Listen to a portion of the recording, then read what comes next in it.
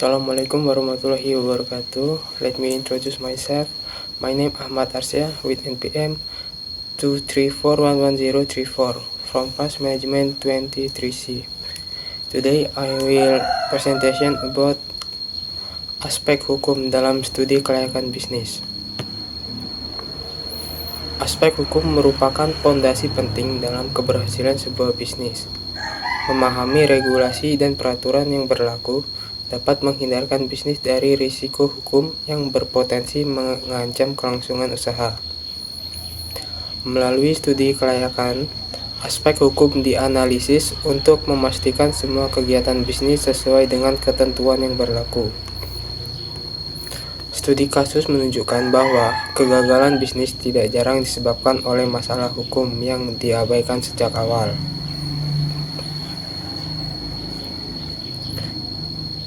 Dasar hukum pendirian bisnis di Indonesia.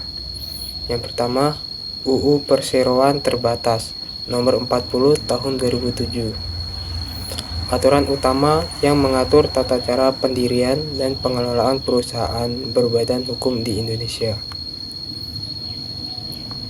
Yang kedua, Peraturan Pemerintah Perizinan, yaitu regulasi pelaksanaan perizinan usaha yang wajib dipatuhi oleh setiap pelaku usaha. Yang ketiga, PP nomor 24 tahun 2018 atau OSS. Sistem perizinan berusaha elektronik terintegrasi yang mempermudah proses pengurusan izin secara online. Memahami dasar hukum ini adalah langkah awal yang krusial untuk mendirikan bisnis secara sah dan efisien di Indonesia.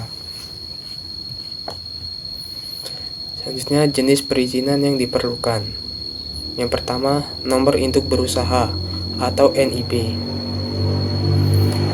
Diperoleh melalui sistem OSS sebagai identitas resmi pelaku usaha yang meliputi izin alamat dan kepabenaan.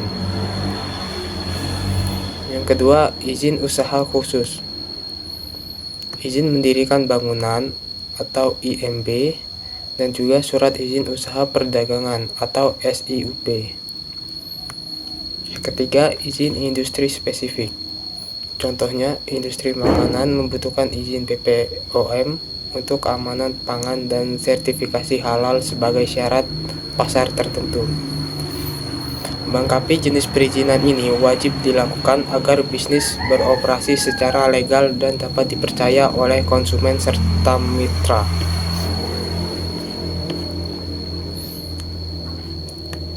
Selanjutnya, kontrak dan perjanjian.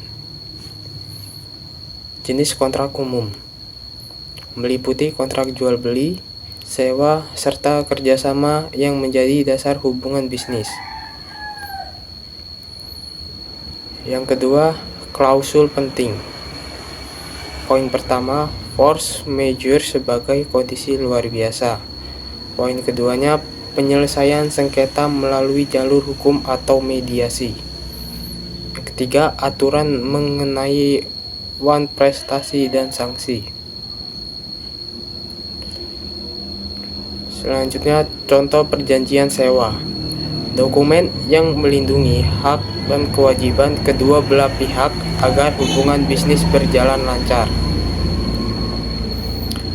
Memahami dan menyusun kontrak dengan cermat sangat penting untuk menghindari sengketa dan kerugian hukum.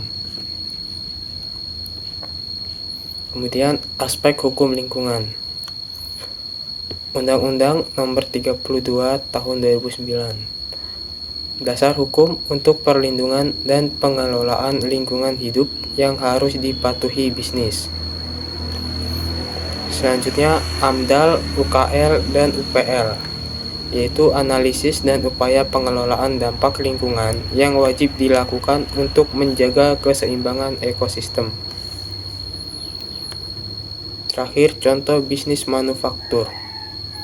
Harus memiliki izin lingkungan dan mengelola limbah secara tepat untuk menghindari sanksi dan kerusakan lingkungan.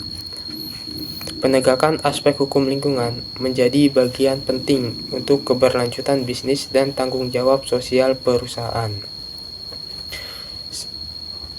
Sekian perkataan dari saya. Saya akhiri. Wassalamualaikum warahmatullahi wabarakatuh.